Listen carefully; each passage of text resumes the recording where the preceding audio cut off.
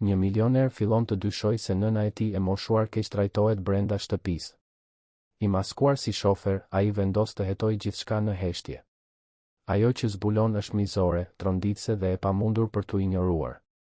Nëse kjo histori ju interesoj, mos harroni të abonoheni në kanalin ton dhe na tregoni nga cili qytet po na ndiqni. Vazhdojmë.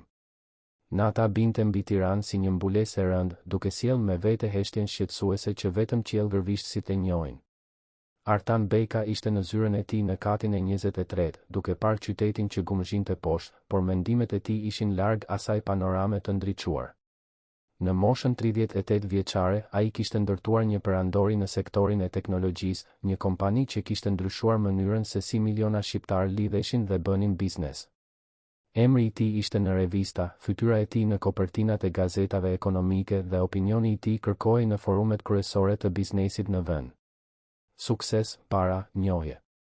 Gjithçka që një burr mund të dëshironte ishte aty, në maj të gishtave. Por atë natë, ndërsa vështronte dritat e bulevardit, dëshmorët e kombit të ndërthureshin me shkëlqimin e largët të unazës së madhe, Artani ndjente një zbrazëti që asnjë kontratë milionere nuk mund ta mbushte. Ai mori celularin dhe hapi galerinë e fotove. Aty ishte ajo, nëna Drita, në një fotografi të vjetër. Duhet të ketë qenë rreth të 40-tave në atë kohë, me një buzëqeshje të gjerë, flokë gështenje ende pa fije të bardha, duke mbajtur një tortë ditëlindjeje të bërë në shtëpi. Ishte 10 vjetori i tij.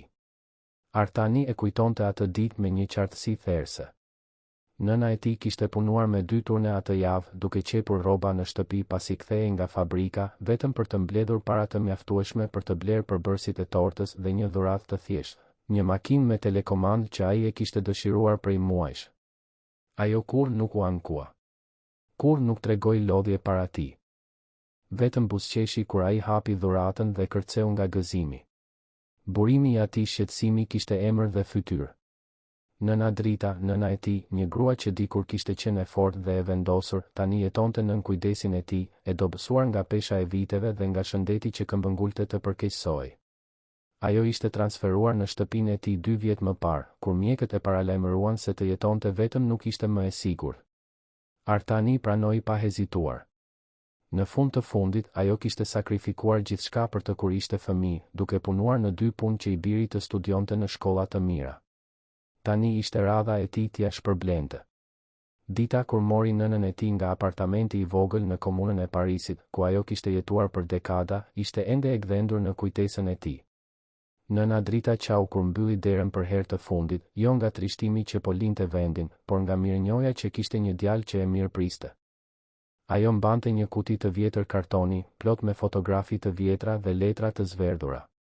Kjo është gjithçka që duhet të marr, bir. Pjesa tjetër janë vetëm mobilje. Artani kontraktoi një kompani transporti, por atë kuti ajo këmbënguli ta mbante në prehër gjatë gjithë rrugës deri në vilën e tij në Lundër. Në muajt e parë, nëna Drita ende kishte autonomi. Ecte nëpër kopshtet e shtëpisë, kujdesej për bimët e vogla që Artani i kishte blerë, shikonte telenovelat e saj të preferuara në dhomën e ndenjes. Por trupi gradualisht po humbiste forcën. Këmbët nuk mbanin më ecje të gjata. Kujtesa filloi të dështonte në detaje të vogla. Ilaçet u shtuan dhe Artani kuptoi se do të kishte nevojë për ndihmë profesionale. Atëherë erdhi Arta. Shtëpia ku jetonin ndodhej në një kompleks të mbyllur në zonën e Lundrës, me kopshte të gjera, siguri të rrept dhe gjithë infrastrukturën që parat mund të blinin. Nëna Drita kishte një dhomë të bollshme në katin përdes, të përshtatur për nevojat e saj, me shufra mbështetëse, krevat spitalor dhe gjithçka që ishte e nevojshme për rehatinë e saj. Artani nuk ishte kursyer as pak. Kishte punësuar një arkitekt të specializuar në aksesueshmëri, kishte instaluar dysheme që nuk rrëshisnin, ndriçim të përshtatshëm, madje edhe një sistem thirrjeje emergjence. Donte që nëna e tij të ndihej e sigurt, e mirëpritur, e dashur. Artani kishte punësuar Artën, një infermiere me përvojë, për të shoqëruar nënën e tij gjatë ditës. Arta ishte një grua e thjeshtë, me origjinë nga Dibra, por mbante në sy një mirësi që Artani e kishte njohur që në intervistën e parë. Ajo ishte rreth 50 vjeç, me duar të kallojzuara nga puna e gjithë jetës dhe një zë të butë që të qetësonte vetëm me ekzistencën e tij. gjatë intervistës, kur Artani e pyeti pse kishte zgjedhur të punonte me të moshuarit, ajo ishte përgjigjur me një thjeshtësi prekse, sepse ata më kujtojnë se një ditë të gjithë do të kemi nevojë për dikë që të na shikojë me durim. Dhe unë dua të jem ai person. Arta e trajtonte nëna dritën me durim të pafund, duke ndjekur me rigorozitet oraret e ilaçeve, duke përgatitur vakte të balancuara dhe duke biseduar me të moshuarën për gjëra të vogla që i bënin ditët të dukeshin më pak të rënda. Artani e shite tek i krihte flokët e bardha të nënës së tij me delikatesë, tek e ndihmonte të zgjidhte rroba të rehatshme, tek i lexonte me zë të lartë pjesë nga revistat e vjetra që nëna dritës i pëlqenin. Kishte një dashuri të sinqertë aty, diçka që shkonte shumë përtej një pune të thjeshtë me pagesë. Por diçka nuk shkonte. Artani e ndjente thellë brenda vetes, në atë vend ku intuita flet më fort se arsyeja. Sinjale të vogla filluan të shfaqeshin. Nëna e tij, dikur komunikuese edhe me kufizimet që kishte, ishte bërë e tërhequr. Shmangte shikimin në sy kur Elira, e fejuara e tij, ishte e pranishme. Pshertinte lehtë kur mendonte se askush nuk po e dëgjonte. Dhe kishte atë frikën e heshtur, atë tension që rrinte pezull në ajër sa herë që ai njoftonte se duhej të udhëtonte për punë. Elira Vokshi kishte hyrë në jetën e tij 3 vjet më parë, gjatë një eventi bamirësie në klubin e liçenit. Ajo ishte gjithçka që shoqëria e lartë e Tiranës e konsideronte perfekte. E bukur, elegante, e diplomuar për administrim biznesi në një universitet privat të njohur, bie e një familjeje tradicionale me emër. Dinte të lëvizte në qarqet më të rafinuara shoqërore me shkaftësinë e dikujt që kishte lindur për atë gjë. Veshjet e duhura, frekuentonte vendet e duhura, njihte njerëzit e duhur. Artani ishte dashuruar shpejt. Ajo dukej e përkushtuar, e interesuar për jetën e tij, e vëmendshme me nëna dritën në muajt e parë. Kujtonte se si Elira vinte me lule për nënën e tij, ulej pranë saj për të parë telenovela, pyeste për shëndetin e saj me një shqetësim të dukshëm e të sinqertë. Nëna drita, nga ana e saj, dukej se e pëlqente vajzën. Thoshte se ishte edukuar, e rritur mirë, se Artani kishte gjetur dikë të veçantë. Propozimi për martesë kishte ndodhur gjatë një udhëtimi në Dhërmi, në qiellin e yll të plazhit, dhe Elira kishte thënë po me lot në sy. Artani ishte ndjer i plotësuar në atë moment, sikur të gjitha pjesët e jetës së tij më në fund po gjenin vendin e tyre. Kishte kompaninë e suksesshme, nënën të kujdesur mirë dhe tani një grua që e donte pranë vetes. Dasma ishte caktuar pas 6 muajsh, në një ceremoni që premtonte të ishte një nga ngjarjet shoqërore më të komentuara të vitit. Por në muajt e fundit diçka kishte ndryshuar. Ose ndoshta kishte qenë gjithmonë aty, e fshehur në shtresa mirësjelljeje të stisur, dhe Artani vetëm tani po fillonte ta shite. Ishte delikate në fillim. Elira filloi të ankojë më shumë për kohën që ai i kushtonte kujdesit për nënën e tij. Sugjeronte të punësonin më shumë staf, se ndoshta ishte më mirë të kërkonin një shtëpi pleq të specializuar, se nëna drita do të ishte më mirë e asistuar në një vend me strukturë të plot mjekësore. Artani gjithmonë refuzonte me mirësjellje, duke shpjeguar se nëna e tij meritonte të ishte pranë familjes, jo në një institucion të ftohtë dhe të largët. Vizitat e Elirës në dhomën e nëna dritës u bën më të rralla. Ajo pretendonte se kishte angazhime të panulueshme, darka me shoqe, prova për dasmën, 1001 detyrime që e pengonin të kalonte kohë me të moshuarën. Kur ishte në shtëpi, qëndronte në katet e sipërme, në suitën martesore që ndante me Artanin, larg katit përdes ku jetonte nëna e tij. Arta kur nuk kishte thënë asgjë drejt për drejt. Ishte tepër diskrete për këtë. Por Artani i vinte re vështrime të shqetësuara që ajo hidhte kur mendonte se askush nuk po e shite. Vinte re se si nëna drita relaksohej kur Elira dilte nga shtëpia dhe t'kurrej kur ajo kthehej. Vinte re ndryshimin në tonin e zërit të së fejuarës që tingëllonte i ëmbël dhe i dashur kur ai ishte i pranishëm, por mbarte një ashpërsi të keqfshehur kur ajo mendonte se ishte vetëm me të moshuarën. Artani kishte provuar të bisedonte me Elirën disa herë. Në mënyrë delikate, pa akuza të drejtë për drejta. E pyeste se si ishte marrëdhënia e saj me nënën e tij, nëse kishte nevojë për ndihmë për të përballuar kërkesat e kujdesit për dikë të moshuar. Elira gjithmonë përgjigjej me një buzëqeshje perfekte, i kapte dorën me delikatesë dhe thoshte se gjithçka ishte mrekullisht, se e donte nëna dritën si të ishte nëna e saj. Por sytë e Artanit nuk mund ta injoronin atë që zemra tashmë dyshonte. Një pasdite, kur u kthye më herët nga zyra, ai dëgjoi zëra që vinin nga korridori që çonte në dhomën e nënës së tij. U afrua në heshtje dhe ndaloi para derës. Ishte Elira duke folur në telefon dhe zëri i saj mbarte një nervozizëm që ai kur nuk e kishte dëgjuar më parë. Nuk duroj dot më të rri si dado e kësaj plake gjithë ditën. Arta doli për të marrë diçka në farmaci dhe tani jam bllokuar këtu. Nuk e ke iden sa ngadalt është, si ankohet për gjithçka. Do doja që Artani të kthehej shpejt nga ai takim që të mund të dal nga këtu. Artani ndjeu se toka i rëshiti nën këmbë. Mbeti i paralizuar, çdo fjalë i shponte gjoksin si një te i mprehë. Para se të mund të lëvizte, Elira mbylli telefonatën dhe doli nga dhoma, gati duke u përplasur me të. Fytyra e saj u transformua në çast. Buzëqeshja u kthye, sytë ju zbutën dhe ajo e puthi në faqe sikur asgjë të mos kishte ndodhur. Zemër, u ktheve herët. Çfarë surprize e bukur. Isha këtu duke biseduar me nënën tënde, ajo po pushon tani. Artani nuk mundi të përgjigjej menjëherë. Vetëm tundi kokën, sforcoi një buzëqeshje dhe u drejtua për në zyrën brenda shtëpisë. Mbylli derën, mbështeti duart mbi tavolinë dhe lëshoi një frymëmarrje të rëndë. Ky mund të kishte qenë një moment i izoluar. Ndoshta Elira ishte thjesht e frustruar duke u shfryrë me një shoqe. Të gjithë kanë momente dobësie, pa durimi. Ai donte ta besonte këtë. Kishte nevojë ta besonte. Por dyshimi tashmë ishte mbjellë. Dhe ai rritej çdo ditë, i ushqyer nga detajet të vogla që ai kishte filluar t'i vëzhgonte me më shumë vëmendje. Mënyra se si Elira pshertinte me zë të lartë kur nëna drita rrëzonte diçka aksidentalisht. Shpejtësia me të cilën ajo largonte shikimin kur e moshuara përpiqej të bisedonte. Padurimi i keqfshehur sa herë që kujdesi për nënën e tij ndërhynte në planet e saj shoqërore. Atëherë filloi të formohej ideja në mendjen e Artanit. Një ide absurde, e rrezikshme, ndoshta edhe e dëshpëruar. Por ai duhej ta dinte të vërtetën. Duhej të shihte me sytë e tij se kush ishte Elira në të vërtetë kur mendonte se askush nuk po e vëzhgonte. Nuk mund të vazhdonte të jetonte në atë pasiguri, duke pretenduar se gjithçka ishte në rregull ndërsa nëna e tij vuante në heshtje. Ai kaloi ditë të tëra duke e përpunuar planin në kokën e tij. Do të ishte kompleks, do të kërkonte vëmendje ndaj detajeve dhe një aftësi aktrimi që ai kur nuk e kishte imagjinuar se e kishte. Por dashuria për nënën e tij ishte më e madhe se çdo hezitim. Nëse Elira ishte e pafajshme, ai do t'i kërkonte falje dhe do të vazhdonte përpara. Nëse jo, atëherë ai do ta dinte saktësisht se me kë ishte gati të martohej. Javën pasuese, Artani njoftoi gjatë darkës se do t'i duhej të bënte një udhëtim urgjent ndërkombëtar.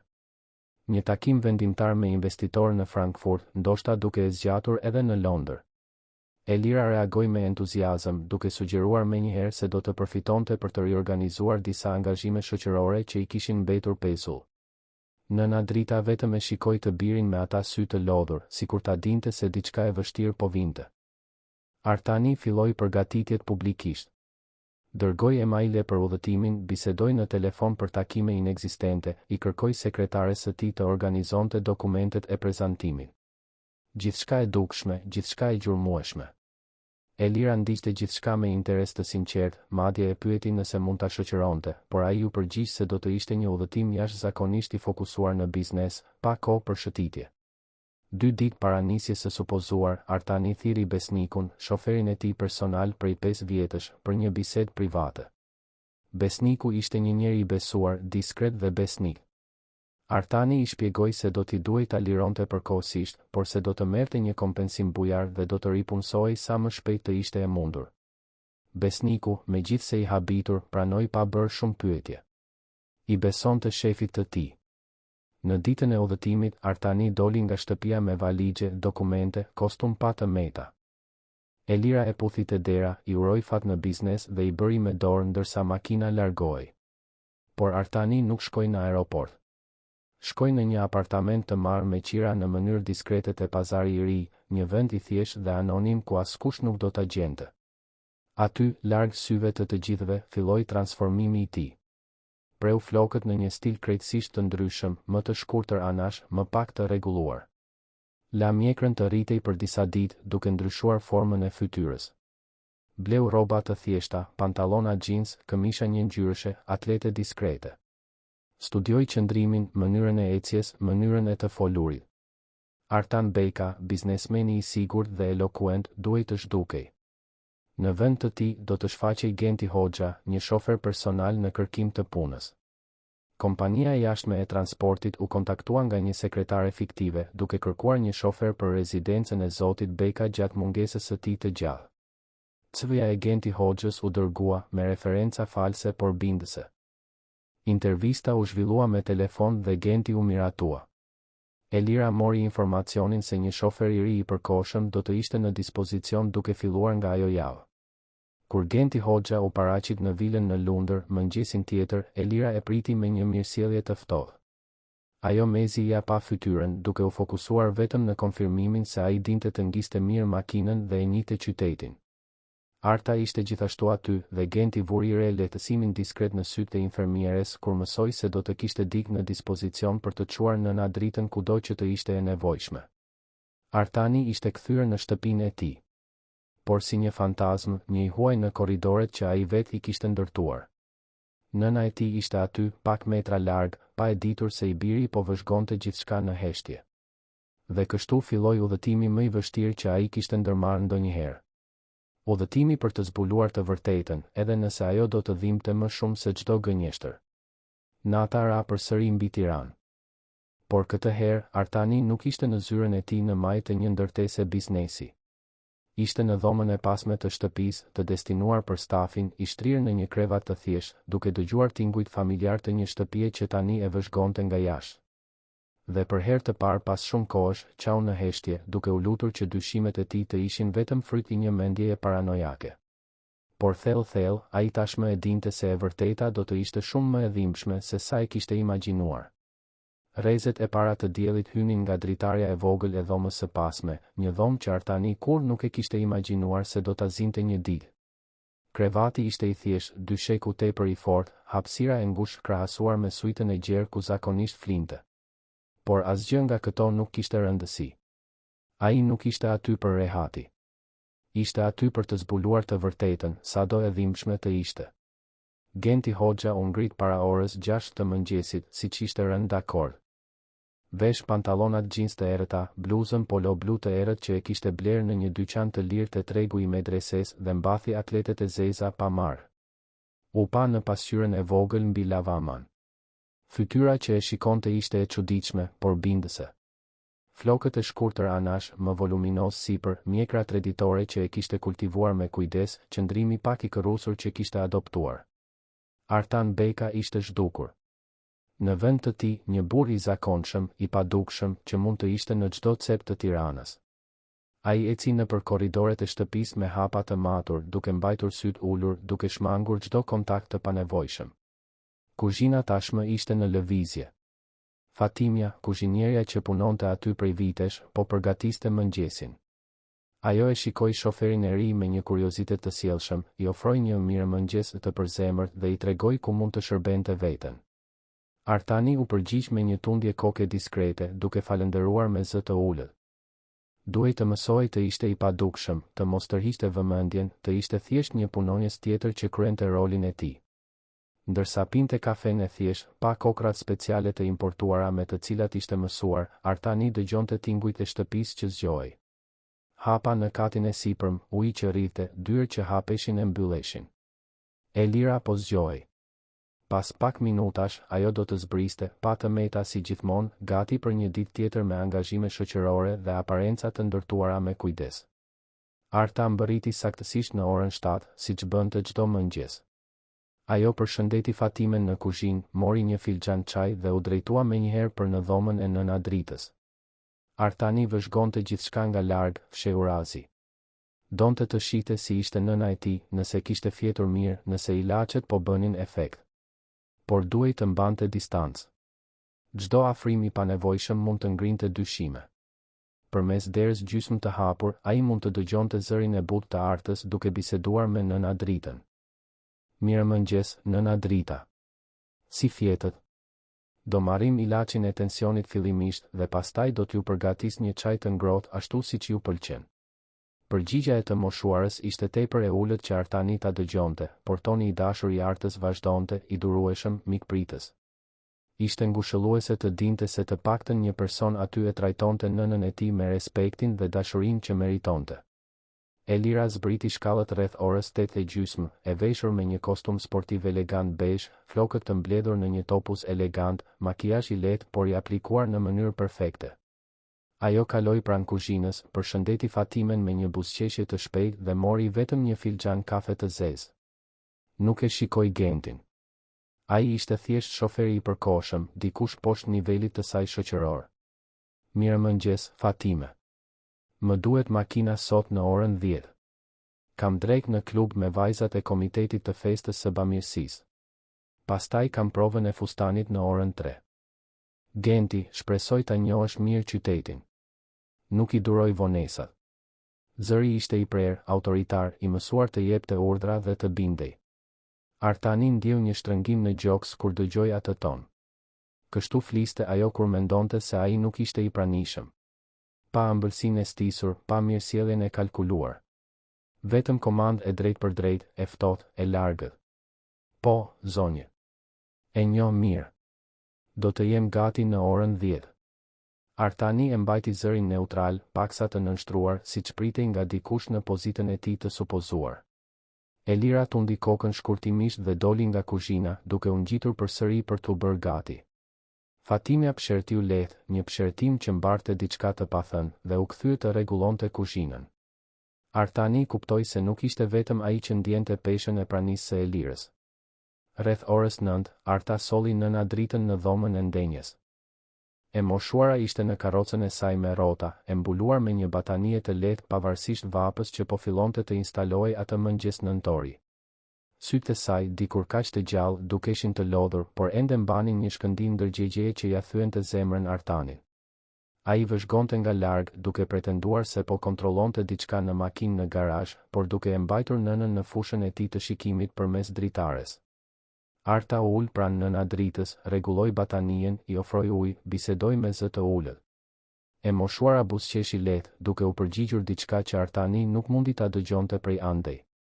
Ishte një moment paqeje, kujdesi të sinqertë. Arta nuk ishte aty vetëm për detyrim profesional. Kishte afeksion në atë marrëdhënie, diçka që e tejkalonte kontratën e thjeshtë të punës. Artani pa se si Arta mbante dorën e brisht të nënës së tij, se si sytë e saj tregonin shqetësim të sinqertë, se si ajo rregullonte jastëkun në shpinën e të moshuarës me delikatesë të pafund. Elira zbriti përsëri në orën 10 saktësisht, tani me një çantë firmato, syze dielli të shtrenjta, parfum që lajmëronte praninë e saj para se të shfaqej.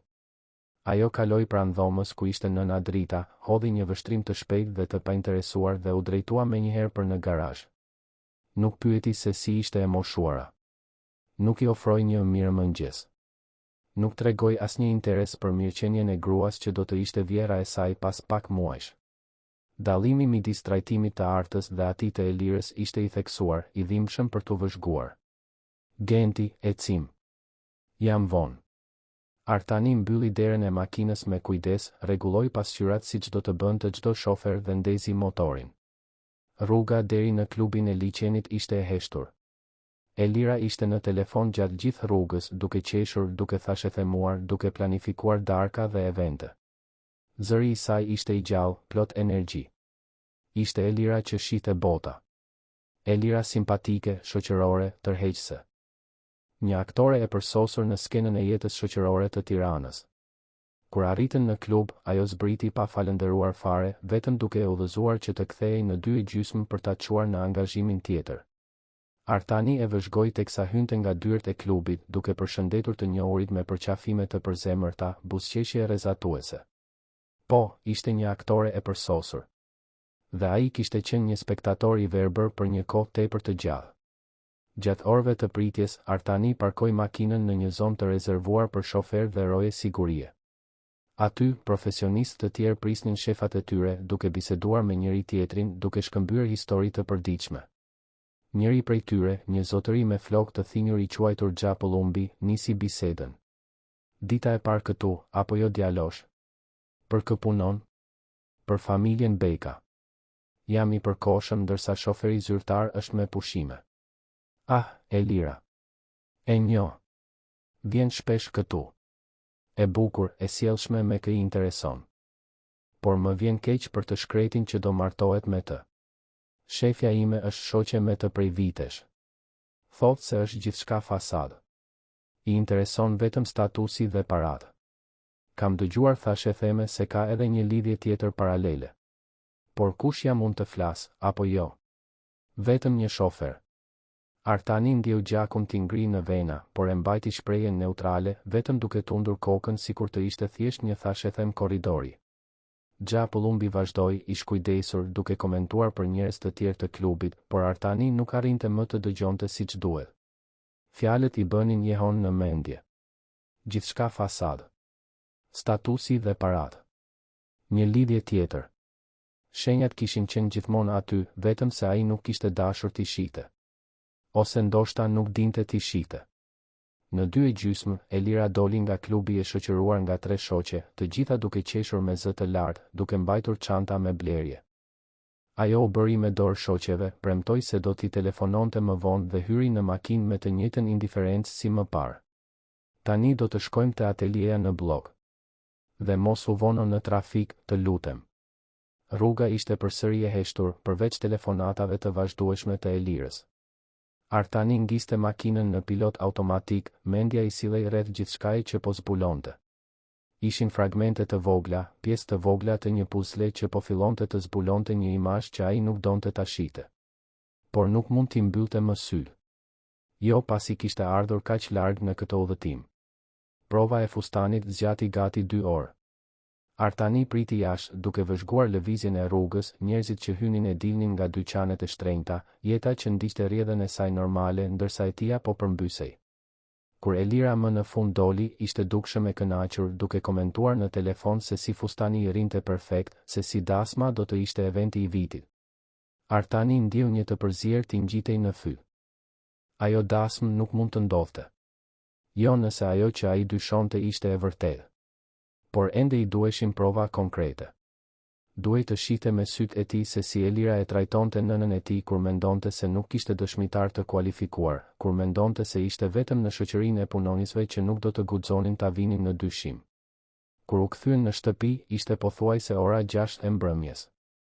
Elira u ngjit direkt në dhomë, pa kaluar nga dhoma e ndenjes ku nëna Drita ishte ende, tani duke parë televizor me Artën pranë. Artani parkoi makinën në garazh, por para se të tërhiqej në dhomën e pasme, vendosi të bënte një xhiro nëpër zonën e shërbimit, ku mund të vëzhgonte më mirë dinamikën e shtëpisë pa tërhequr vëmendjen. Atëherë dëgjoi zërin e Elirës që vinte nga kati i sipërm, i lartë, i irrituar, duke folur në telefon. Ai ndaloi, i fshehur pas një kolone, dhe dëgjoi çdo fjalë sikur të ishte një dënim që po shpallej. Jo, nuk kupton. E di që premtova të vija në darkë sot, por Artani është në udhëtim dhe tani duhet të rri këtu duke i bërë shoqëri plakës. Infermierja ikën në 8. Është një makth. Mezi pres të kthehet ai. Artani mbylli syt, duke marrë frym thellë për të kontrolluar zemërimin që po shpërthente brenda gjoksit. Ja ku ishte. Konfirmimi brutal i asaj që i friksoi. Nëna e tij nuk ishte një person për Elirën. Ishte një barë. Një bezdi. Diçka që i pengonte jetën e saj shoqërore perfekte. Ai u kthye në dhomën e pasme, mbylli derën dhe u ul në krevat. Duart i dridheshin. Frymëmarrja ishte e çrregull. Kaluan disa minuta derisa arriti të mblidhte veten. Artani vendosi të bënte një kontroll nëpër shtëpi, siç do të pritej nga një shofer i zellshëm. Duke kaluar pranë dhomës së ndenjes, pa nëna Dritën ende zgjuar, duke parë televizorin pa i kushtuar vërtet vëmendje. Ishte vetëm. Askush nuk kishte shkuar të kontrollonte nëse i duhej diçka. Natën e mirë, nëna Drita. Ju duhet diçka? Ndoshta? E moshuara ngriti syt, e habitur. Ajo vëzhgoi fytyrën e shoferit të ri, dhe për një moment Artani ndjeu zemrën t'i rrite fort. A do ta njihte? Por nëna Drita vetëm buzëqeshi me delikatesë dhe tundi kokën. Faleminderit, djalë. Je i sjellshëm. Nuk më duhet gjë. Vetëm po pres orën të fle. Djali im gjithmonë më telefonon kur është në udhëtim. Por mendoj se sot duhet të jetë shumë i zënë. Zëri ishte i brisht, por mbarte një dashuri të pakushtëzuar që i përshkoi gjoksin Artanit si një shigjet. Jam I sigurt se do t'ju telefonoj, zonjë. Nëna Drita falenderoi dhe Artani u largua para se lotët të bëheshin të dukshëm. U ngjit shkallëve që çonin në mezanin dhe dëgjoj Elirën duke folur përsëri në telefon. Po, zemër, e di që të ka marrë malli. Por duhet të kesh durim. Sa po të martohem, gjithçka do të ndryshoj. Do të kemi akses në gjithçka. Unë tashmë kam prokur për pothuajse gjithçka. Dhe për plakën, sa po të kemi kontrollin, e zgjidhim ne atë punë. Bota ndaloi. Zemër. Ajo kishte quajtur Dik zemër. Dik që nuk ishte ai. Dhe po planifikonin diçka që përfshinte martesën e tij, pasurinë e tij dhe nënën e tij. Si kishte qenë kaq I verbër. Artani u kthye në dhomë dhe mori celularin. Ishte pothuajse ora 10 e mbrëmjes. Duhej t'i telefononte nënës së tij, siç bënte çdo natë. Por tani, pas gjithçkaje që kishte dëgjuar, pasi zbuloi tradhtinë e dy fishë të Elirës, ajo telefonat do të kishte një peshë krejtësisht të ndryshme. Ai duhej të ruante normalitetin, të vazhdonte të ishte Artan Beka që ishte në Frankfurt duke mbyllur marrëveshje, ndërsa Genti Hoxha vëzhgonte çdo lëvizje në shtëpi. Formoi numrin e telefonit fiks të shtëpisë. Ra 3 herë para se dikush të përgjigjej. Alo? Ishte Elira, sigurisht. Gjithmonë ajo, duke përgjuar telefonatat, duke kontrolluar aksesin të nëna e tij. Përshëndetje, Elira. Jam Artani. Mund të flas me mamin? Zëri Elirës ndryshoi në çast, duke marrë atë tonin e ëmbël dhe të dashur që ai e njihte aq mirë, por që tani tingëllonte fals, teatral, I stisur. Përshëndetje, zemër. Gjithçka shkëlqyeshëm këtu.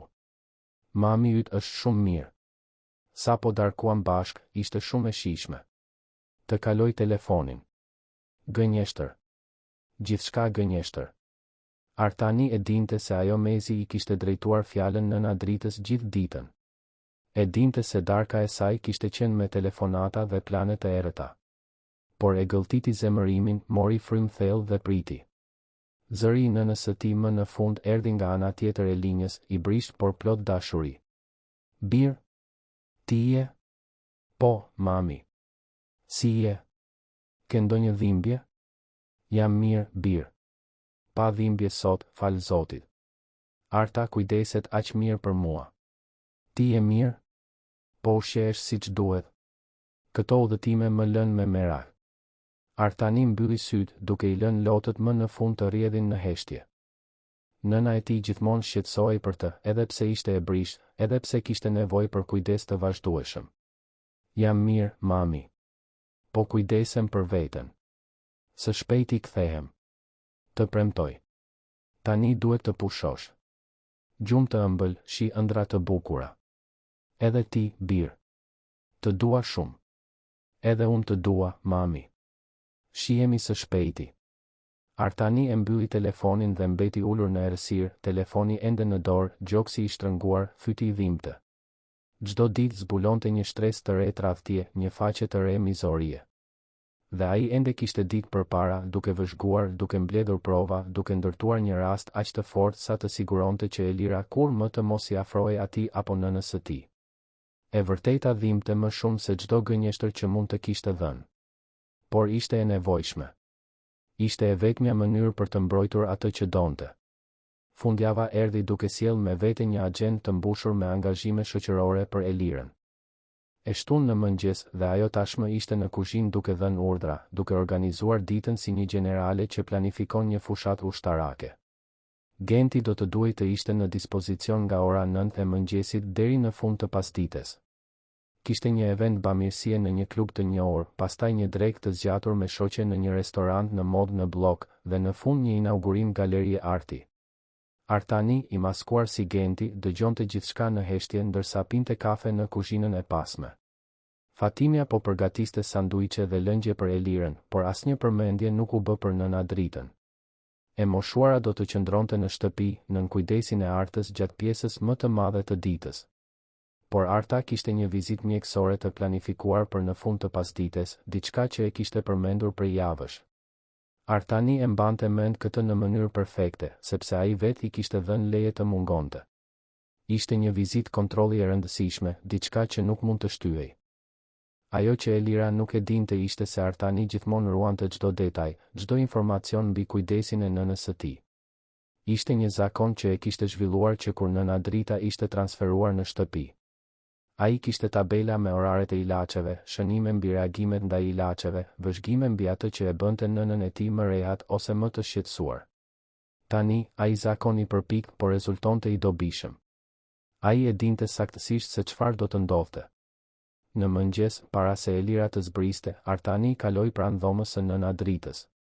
Arta ishte aty, duke e përgatitur të moshuarën për ditën, duke i krejur flokët e bardha me delikatesë, duke biseduar me zë të ulët. Mirëmëngjes, Arta. Mirëmëngjes, nëna Drita. Arta e shikoi me një buzëqeshje të butë. Do të jetë një ditë e gjatë sot, apo jo? Artani tundi kokën, duke vëzhguar nënën e tij aty, kaq të brishtë, por ende me atë shkëlqim në sy kur Arta i fliste me dashuri. Në orën 9 saktësisht, Elira zbriti e veshur me një kostum roz të qelët, flokët të lëshuar në val të rregulluara në mënyrë perfekte, makijazh që duhet të ketë marrë të paktën një orë për t'u aplikuar. Ajo mbante një çantë të vogël firmato dhe këpucë me taka që lehtësisht do të kushtonin rrogën mujore të një punonjësi të zakonshëm. Genti, dua që të jesh veçanërisht i vëmendshëm sot. Do të jemi në evente të rëndësishme, me njerëz të rëndësishëm. Makina duhet të jetë pa të meta. Po, zonjë. Gjithçka është në rregull. Artani hapi derën e pasme të makinës, një sedan i zi importuar që ai vetë e kishte zgjedhur 2 vjet më parë. Elira hyri pa falënderuar, tashmë duke lëvizur në celular, duke shkruar mesazhe të shpejta. Gjatë rrugës, ajo bëri të paktën 5 telefonata, të gjitha të lidhura me evente shoqërore, darka, udhëtime të planifikuara për pas dasmës. Në asnjë moment nuk e përmendi nënën e tij. Në asnjë moment nuk tregoi asnjë shqetësim për atë që kishte mbetur në shtëpi. Eventi ishte i gjatë dhe i mërzitshëm. Artani priti në zonën e rezervuar për shofer, duke vëzhguar profesionistë të tjerë si ai, burra dhe gra që kalonin orë të tëra duke pritur shefat e tyre në një botë paralele, të padukshme për sytë e elitës që frekuentonte ato vende. Ishte një perspektivë që ai kur nuk e kishte pasur më parë, dhe që tani e bënte të vinte në dyshim shumë nga qëndrimet e tij të kaluara. Sa herë ai vetë ishte sjellë si Elira, duke i trajtuar punonjësit si pjesë të mobiljeve, të padukshëm dhe të këmbyeshëm? Një nga shoferët, një djalë i ri, i ofroi kafe nga një termos. Mësohesh me pritjen. Punësh, apo jo? Artani falenderoi dhe tundi kokën, por brenda ndjente një përzierje turpi dhe zemërimi. Turp që kishte qenë i verbër për kaq gjallë. Zemërim për gjithçka që po zbulonte. Rreth mesditës, Elira më në fund doli, e shoqëruar nga një grup grash po aq të veshura mirë. Ato qeshnin me zë të lartë, bisedonin për jetët e tyre perfekte, burrat e tyre të suksesshëm, shtëpitë e tyre të plazhit në dhërmi dhe jalë. Elira ishte mbretëresha e atij grupi, ajo që të gjithë e dëgjonin me vëmendje, ajo që jepte mendime për dekorin, modën, udhëtimet. Ishte roli që ajo kishte lindur për të luajtur. Dhe e luante me mjeshtëri. Një nga shoqet e Elirës komentoi diçka për të çuar vjerën në një shtëpi pleq, dhe Elira u përgjigj me një buzëqeshje. Ah, e kuptoj plotësisht. Ndonjëherë është më mirë për to, apo jo? Kujdes profesional. Ne bëjmë pjesën tonë, por nuk mund të lejojmë që kjo të kontrollojë jetën tonë. Artani ndjeu të përziera. Ato flisnin për nënat, vjehrat, sikur të ishin bara për t'u menaxhuar. Dhe Elira ishte aty, duke rënë dakord, duke ushqyer atë mentalitet. Dreka në restorantin në blok zgjati gati 3 orë. Restoranti ishte një nga ato vende ku çdo pjatë kushtonte sa një javë rrogë e një punëtori mesatar. Artani priti jashtë, duke ngrënë një sanduiç të thjeshtë që e kishte blerë në një furrë buke aty pranë. Vëzhgonte lëvizjen e rrugës, njerëzit që shkonin e vinin, jeta që ndodhte në normalitetin e saj, ndërsa e tia po shembej në lëvizje të ngadaltë. Celulari i tij ra. Ishte një mesazh nga Arta, dërguar në numrin e punës që Elira përdorte për të kontaktuar stafin. Zonja Elira, dua t'ju kujtoj se sot në orën 4 kam atë vizitën mjekësore që e kam caktuar për javësh. Kam lënë gjithçka të organizuar për nëna Dritën, ilaçet e mbrëmjes janë ndarë, darka është gati në frigorifer. Duhet të kthehem deri në 7. Nëse keni nevojë për diçka urgjente, mund të më telefononi. Artani pa kur Elira e lexoi mesazhin, tashmë brenda restorantit përmes dritareve të xhamit. Ajo rrotulloi syt, shkroi një përgjigje të shkurtër dhe u kthye të bisedonte me shoqet sikur asgjë të mos kishte ndodhur. Përgjigja erdhi edhe në celularin e punës, në kopje. Në rregull, Arta. Mund të shkosh. Do të jem në shtëpi para orës 7. Por Artani e njihte Elirën aq mirë sa ta dinte se ajo nuk kishte ndërmend të kthehej herët. Eventet shtoheshin dhe ajo gjithmonë vonohej, gjithmonë e zgjaste çdo angazhim në maksimum. Nëna Drita do të mbetej vetëm për disa orë. Dhe diçka brenda Artanit i thoshte se ajo do të ishte një ditë vendimtare. Inaugurimi i galerisë filloi në 5 të pasdites. Elira mbërriti me gati gjysmë ore vonesë, duke kërkuar falje me një sharm të tepruar, duke puthur fytyra, duke shpërndar buzëqeshje. Artani parkoi makinën afër dhe priti. Ishte pothuajse ora 6 kur mori një mesazh tjetër nga Arta, këtë herë në numrin e tij personal, atë që e mbante të fshehur. Zoti Artan, e di që jeni në udhëtim, por jam e shqetësuar. Mu desh të dilja për vizitën dhe zonja Elira tha se do të ishte në shtëpi, por ende nuk ka ardhur. Nëna Drita është vetëm. Ajo i ka marrë ilaçet, por bëhet e shqetësuar kur nuk ka njeri pranë. Sa po të mbaroj këtu, kthehem me vrap. Artani ndjeu stomakun t'i shtrëngoi. Nëna e tij ishte vetëm. Elira ishte në një inaugurim që me siguri do të zgjaste deri në 8-9 të mbrëmjes. Ai duhej të vepronte. Por si? Nëse zbulonte praninë e tij tani, i gjithë plani do të shkonte dëm. Duhej të ishte strategjik. Mori celularin e punës dhe i dërgoi një mesazh Elirës, sikur të ishte ai vetë nga Frankfurti. Elira, si janë gjërat aty? Mami im është mirë? Arta më dërgoi mesazh duke thënë se i është dashur të dalë për një vizitë. Përgjigja erdhi 15 minuta më vonë. Gjithçka shkëlqyeshëm, zemër. Mami yt është shkëlqyeshëm. Po kujdesem për gjithçka. Mund të rish i qetë dhe të fokusohesh në biznesin tënd. Të dua. Gënjeshtër e kulluar. Elira ishte në një galeri arti, duke pirë shampanjë, duke qeshur me të panjohur, ndërsa nëna Drita ishte vetëm në shtëpi. Artanit ju desh gjithë forca e vullnetit për të mos hyrë në atë galeri dhe për t'u përballur me të aty për aty, para të gjithëve. Por jo. Ende nuk ishte koha. Nata ra mbi Tiranë. Elira më në fund doli nga galeria rreth orës 8:30, dukshëm e kënaqur me ditën. Hyri në makinë dhe dha urdhrin që Artani tashmë e priste. Tani shkojmë në shtëpi, Genti. Më në fund mund të pushoj. Rruga ishte e heshtur. Elira kontrollonte celularin vazhdimisht, duke buzëqeshur për mesazhet që merrte, duke shkruar përgjigje të shpejta. Artani vëzhgonte nga pasqyra e pasme, duke memorizuar çdo shprehje, çdo gjest, duke ndërtuar imazhin e plotë të personit që ajo ishte në të vërtetë kur mendonte se askush i rëndësishëm nuk po e shihte. Kur arritën në shtëpi, ishte kaluar ora 9 e mbrëmjes. Arta ishte në dhomë me nëna Dritën, e cila duke i dukshëm e lodhur dhe pak e hutuar. Infermierja u ngrit sapo pa Elirën të hynte, duke u përpjekur të mos tregonte sikletin që qartësisht e ndjente. Zonja Elira, më falni për bezdisjen sot. Vizita zgjati më shumë se sa pritej. Nëna Drita darkoi mirë, i mori të gjitha ilaçet, por u bë pak e shqetësuar që ishte vetëm për disa orë. Elira as nuk e shikoi nëna Dritën. Ju përgjigj Artës me një gjest të shkujdesur të dorës. Në rregull, Arta. Mund të shkosh në shtëpi. Nesër është e diel, nuk ke nevojë të vish. Shijoje ditën tënde të pushimit.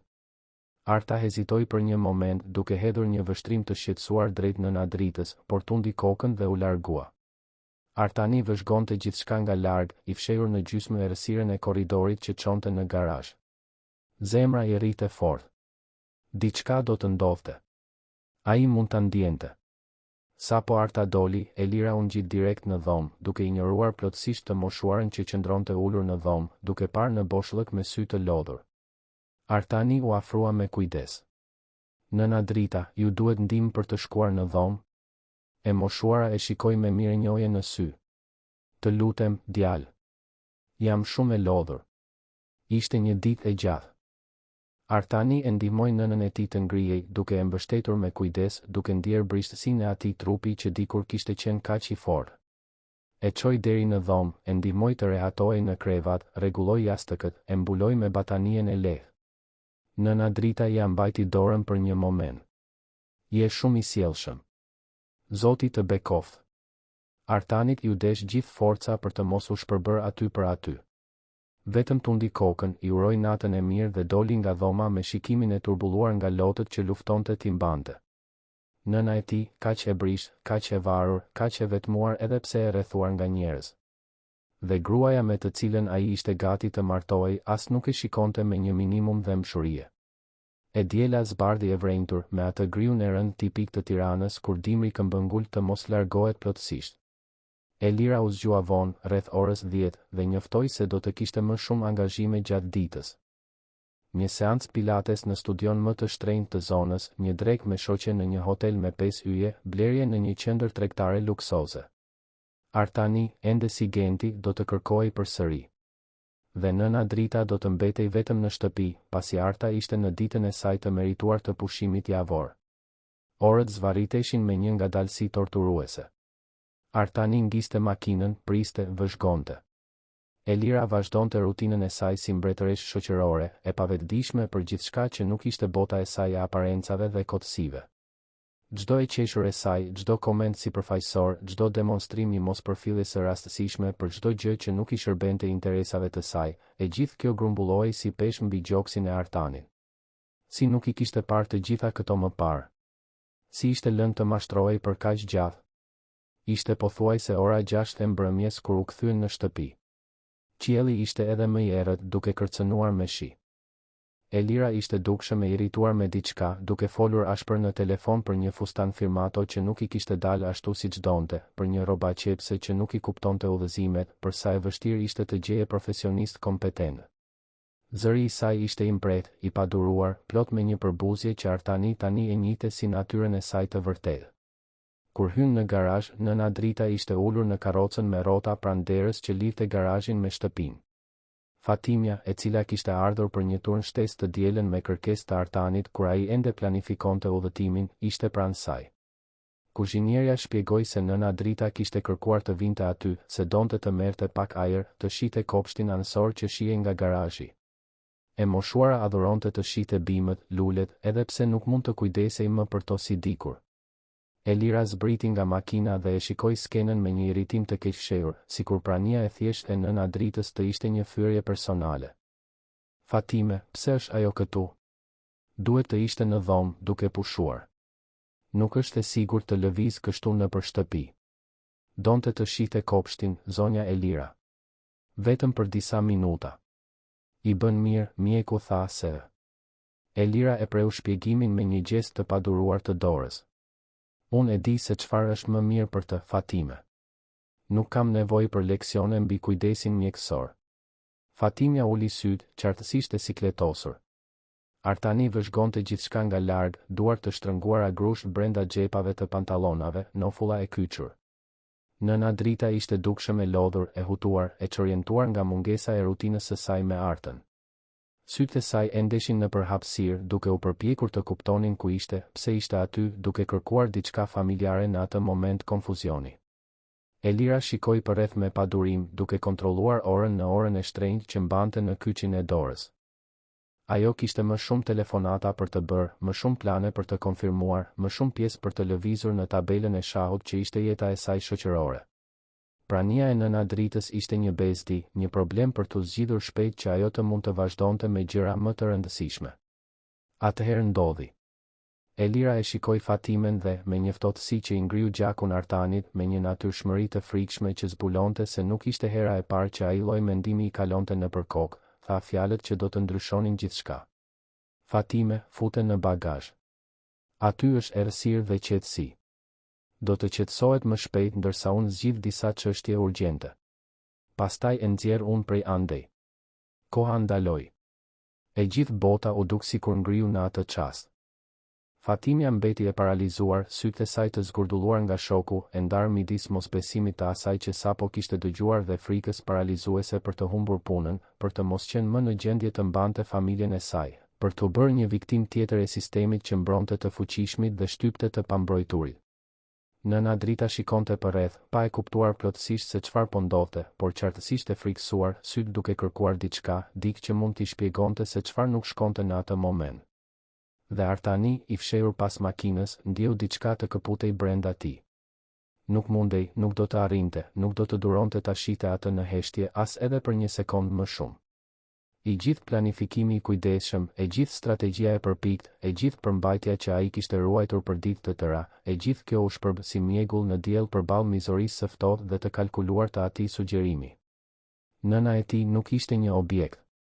Nuk ishte një problem për t'u fshehur. Nuk ishte diçka për t'u futur në një bagazh sikur të ishte një valixhe e vjetër. Rutina e Artanit si shofer në shtëpinë e tij tashmë kishte mbushur 15 ditë. 15 ditë në të cilat zgjohej para se të lindte dielli, vishte uniformën diskrete të shoferit personal, rregullonte kapele që i fshinte një pjesë të fytyrës dhe zbriste në garazh sikur të ishte thjesht një punonjës anonim. 15 ditë duke vëzhguar çdo gjest, çdo fjalë, çdo moment kur Elira besonte se ishte e lirë nga çdo gjykim. Pesha e asaj zgjedhjeje e shoqëronte në heshtje. Kishte net kur, i shtrirë në dhomën e vogël të pasme që tani zinte, Artani vinte në dyshim shëndetin e tij mendor. Apo e egzageronte? A ishin paralajmërimet diskrete të zonjës Fatime, punonisja e përkushtuar që kujdesej për nënën e tij, vetëm për shtypje të gabuara të dikujt tepër të zellshëm? Por pastaj, mëngjesin tjetër, mjaftonte të vëzhgonte për disa minuta që të gjitha dyshimet të shpërndaheshin përballë realitetit të papërpunuar që shfaqej para tij. Atë të enjte me shi të marsit, Tirana u zgjua gri dhe e rëndë. Lagështia ngjitej në lëkurë dhe trafiku premtonte të ishte kaotik. Artani ishte në garazh që herët, duke kontrolluar gomat e makinës, kur dëgjoi hapa të nxituar që vinin nga shkallët e shërbimit. Ishte zonja Fatime, me nëna Dritën të mbështetur në krahun e saj. Nëna e tij ecte ngadalë, çdo hap i matur dhe i kujdesshëm, 82 vitet peshonin në çdo lëvizje. Mirëmëngjes, zoti Genti, tha zonja Fatime, duke përdorur emrin e rem që ai kishte adoptuar. Zonja është pak e lodhur sot, por duhet të shkojë në vizitën te geriatri. Është e rëndësishme, nuk mund të mungoj. Artani ndjeu zemrën t'i shtrëngoi kur pa nënën e tij nga afër. Ajo mbante veshur një pallto blu të çelët që Fatimia e kishte zgjedhur me kujdes dhe mbante një çantë të vogël ku ruante dokumentet dhe ilaçet e saj. Sytë e nëna Dritës, edhe pse të lodhur, ruanin atë shkëlqimin e ëmbël që ai e njihte që fëmijë. Sa dhimbte të mos mund ta përqafonte, të mos mund t'i thoshte se ishte aty, se kur nuk kishte ikur në asnjë udhëtim. Mirëmëngjes, tha ai, duke e sforcuar zërin të tingëllonte ndryshe, më i trash, me një theks që nuk ishte i tij. Mos u shqetësoni, do të ngas makinën me kujdes. Zonja Fatime e ndihmoi nëna Dritën të hynte në sediljen e pasme, duke e rehatuar me batanie të lehta dhe duke i rregulluar rripin e sigurimit me durim të pafund. Solli gjithashtu një termos me çaj të vakët, ashtu siç e preferonte e moshuara, dhe e vendosi në afërsi të duarve të saj. Çdo gjest bëhej me vëmendje, me respekt, me një kujdes që t'i kalonte çdo detyrim profesional.